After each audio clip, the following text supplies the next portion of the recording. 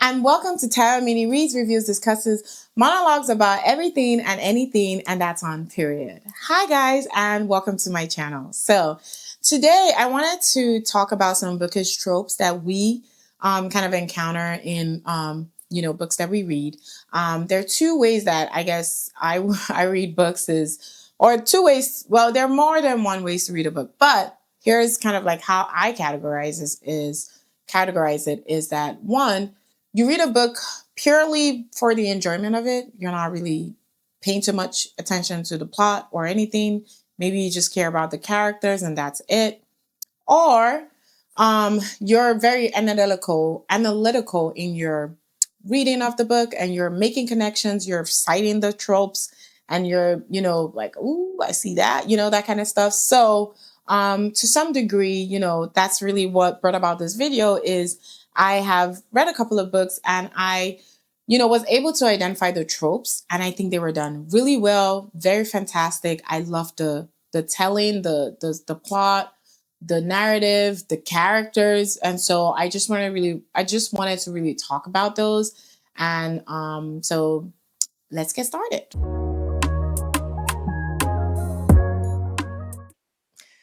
So the first book, or the first trope, actually. So what I'm gonna do is gonna pair a trope to I think a couple of books that I think have done that trope really well. Explain the trope, and then I'll kind of talk about the book. So first trope would be one night stand, and also accidental pregnancy. I'm saying this because of Anna on a Limb, which Anna on a Limb has a one night stand, and there's an accidental pregnancy in this one.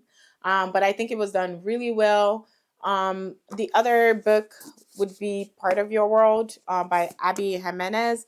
No accidental pregnancy, but this is also a one night stand book. And what the two books have in common that you would see is that for each of the one night stand, like the characters, they describe having this pull, right? They have this, they just have this attraction, instant attraction to the person. But I feel like the way it's written is so genuine. It's not that fake insta love kind of thing. This is like a real primal attraction to someone, and they act on it, and that's the one night stand, right?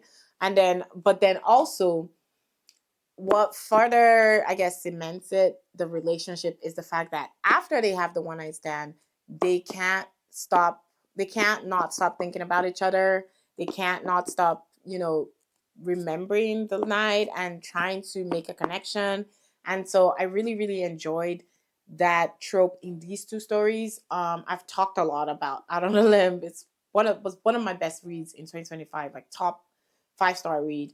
And although this one wasn't a 5-star read, but this was also really, really good. And I really liked the way that the characters were attracted to themselves, and you could tell that it was real and not a fake attraction, if that makes sense. So that's the one night stand / accidental trope.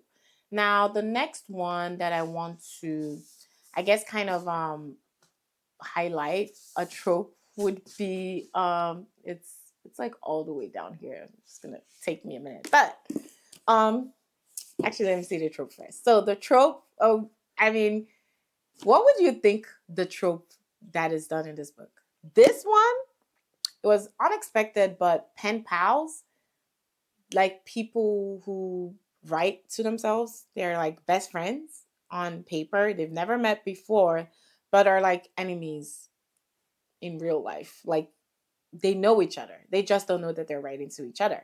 I don't think I've ever seen this trope before. Maybe I have, or maybe it's done in a different ways.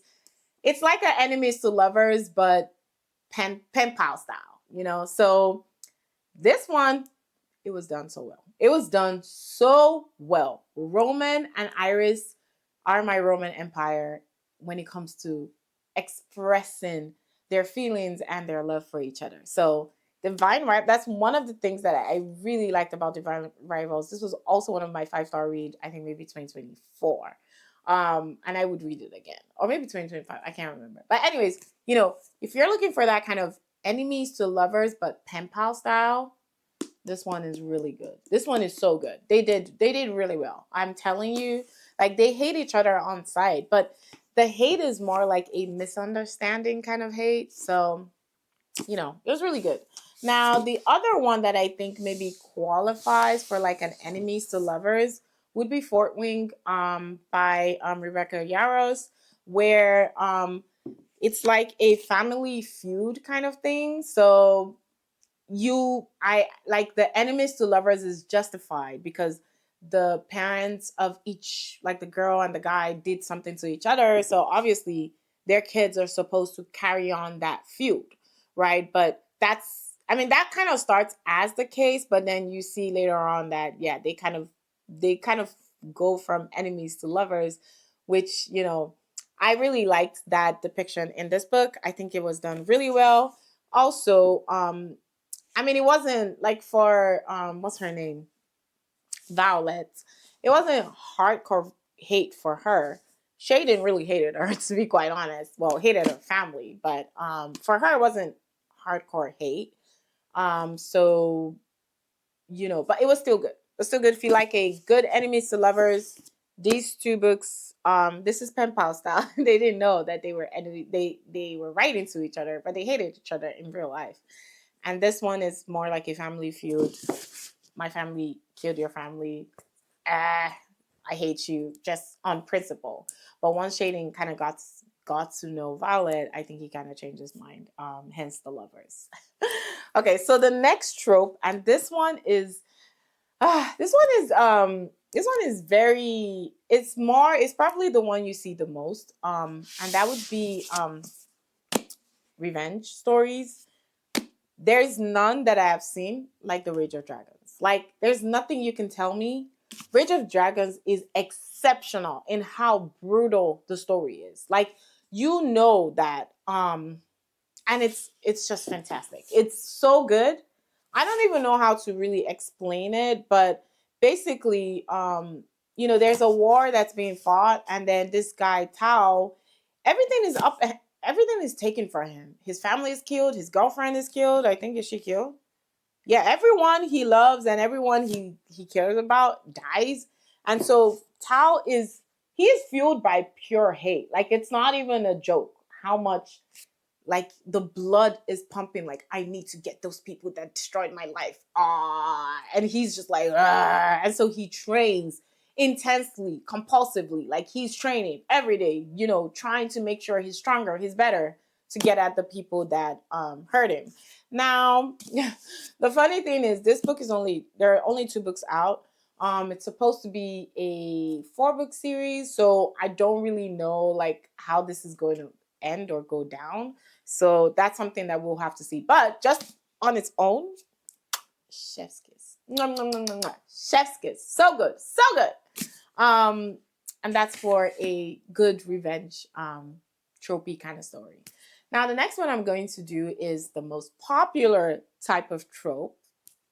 Very, very, very popular trope. And that would be, you guessed it, chosen one. Ha ha ha ha ha. So we have a lot of chosen ones, like Harry Potter, it's the chosen one. Even Game of Thrones, you kind of talked, Daenerys was no, Jon Snow was the chosen one, but it really wasn't. Sorry if it's spoiler.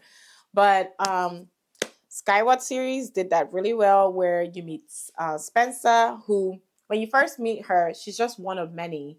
But you quickly realize that she's one of few. She's something called a cytonic, and that's someone who can basically save the world, right? So I think this was done really well. What I mean is, how you go from ordinary to, oh wow, I'm actually someone that matters. I think that was done really well in this book. Another really good one of a chosen one would be Black Sun, where Serapio knows he's the chosen one. He just knows that I'm the chosen one. So Black Sun is really good. I've read this like 4 times. It's so good.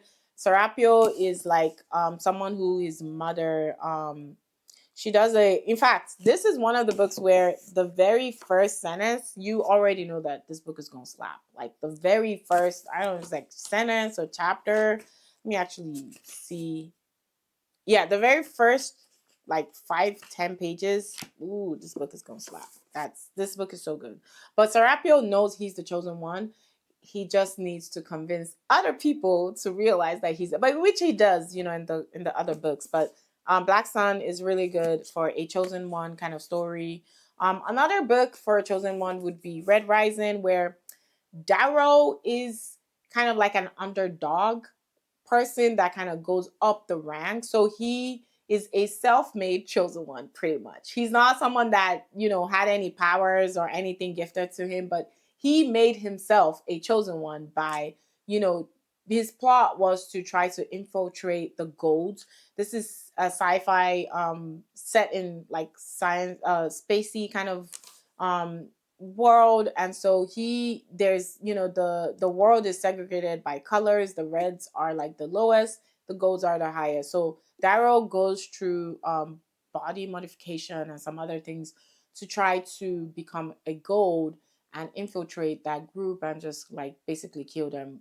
It's also kind of like a revenge-ish story. So but I feel like Darrow was a self-made chosen one, because he really fought and made himself like, I'm the best of all of you. Not This is not a mythical kind of like, oh, a boy was born in the woods, not that kind of stuff. But yeah. And the last one for chosen one, which I think was really good, would be Blood Scion by Deborah Falaye. Now this one is kind of like your classic, random boy or random girl is born under auspicious stars, and oh wow, she possesses power that no one has. She needs a mentor to teach her how to use her powers. People are not supposed to know she has the power. She's the one that would liberate, the people that are suffering. That's, classic chosen one. That's Blood Scion. So we follow, and this situation is actually a girl. We follow Sloan realizes that she has a power, but she's not supposed to have that power. So basically, she will be the one to how do I say, to free her people from the enemies.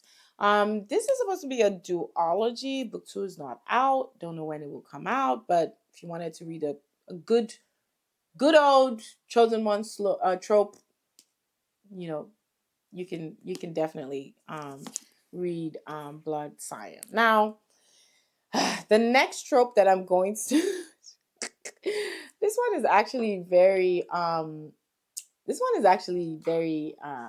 interesting, to be quite honest. It's not one of the popular ones, which you see a lot, and that would be I don't know if you've guessed it. If you've read this book, you probably know what I'm going to talk about. It's going to be polyamory plot trope, basically. So this one, I've never actually read it before. Iron Widow was the first time I actually heard of or read a polyamory trope in a book. Basically, polyamory means a group of people are lovers. They basically, someone has more than one lover, if that makes sense, but everyone is on board. So that's really what we find in this book is our main character, what's her name, Zetian, is in a relationship with one dude and also in a relationship with another dude, and all three of them are on board with the relationship. So three of them are dating each other, basically. So it was wild. I'm pretty prim and proper when it comes to reading like sexcapades in books. I read fantasy. We rarely ever get romance, talk less like, graphic details. This one kind of, it kind of expanded my mind a bit. I was like, okay, okay. It was so good. But apart from the polyamory plot, Iron Widow is actually pretty interesting. It's also kind of vaguely like it's not vaguely, it's actually like a revenge story and someone trying to, stand for oppression or stand against oppression. And so I think, Iron Widow was done really well. It's a duology. The second one is Heavenly Tyrant. I haven't read that, but that's on my to read for this year. So we'll see. But yeah, if you've never read polyamory, this one's good. I don't have a lot of experience in that department, but I read this and it was good. So we'll go with that. Now, the last, well, no, actually, the second to the last one would be problematic. Hold on, trope first. Okay, so the trope would be age gap, which I think you kind of already knew. This is an age gap of maybe like 10 years, I think. So it's pretty big age gap, with the guy being like the older person, and then the younger girl is Maya. So Connor and Maya have this, very imbalanced relationship where Connor is older, Connor is richer, Connor is well established. Connor is her brother's best friend and family friend. So there's a lot of issues that obviously comes with a May December relationship. But I think, Ali crushed it out of the park with this story, because to some degree, you do see them as friends getting to know each other first, despite um, the attraction that they felt for each other. I appreciated that, and that made it so much more interesting when they finally get together. And also, I think she also captured the fact that you have this older guy who's more stable, and you have this younger girl who's younger and more prone to fits and just misbehaving because obviously she's younger, right? So PSR will always have a piece of my heart. Is such a good read. I loved it immensely, and it's a good, really good trope if you like age gap, May December's. This is a really good one. The last one would be more like friends to lovers, and that would be Sight by Neil Schusterman, where in this kind of it's like a dystopian world. So I think it's like more like mild competitors to friends to lovers. I don't think they were ever enemies, but we follow Citra and Rowan, who are chosen as apprentices to this site.